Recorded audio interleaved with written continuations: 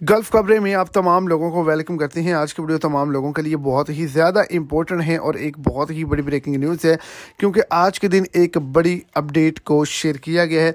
Saudi Arabia के जो मुख्तलिफ इलाके हैं वहाँ से पाकिस्तानी, इंडियन, बांग्लादेशी गिरफ्तार किए गए हैं। एक बड़ी लिस्ट जारी की गई है। गैर मुल्कियों के वीज़े जो हैं वो जो है कैंसिल कर दिए गए हैं और एक बड़ी अपडेट को शेयर किया गया है। ये कहा गया कि जो भी मिले उसको पकड़ा जाए और सऊदी अरब से डिपोर्ट कर दिया जाए। इनकी क्या गलती है, तफसील को जानने के लिए वीडियो को एंड तक देखें ताकि आपको तमाम डिटेल्स की अच्छे से समझ आ सके। और अगर इस चैनल पर आप फर्स्ट टाइम है तो लाजमी से चैनल को सब्सक्राइब करें, वीडियो को लाइक करें और अपने दोस्तों तक इसको ज़्यादा से ज़्यादा शेयर करें।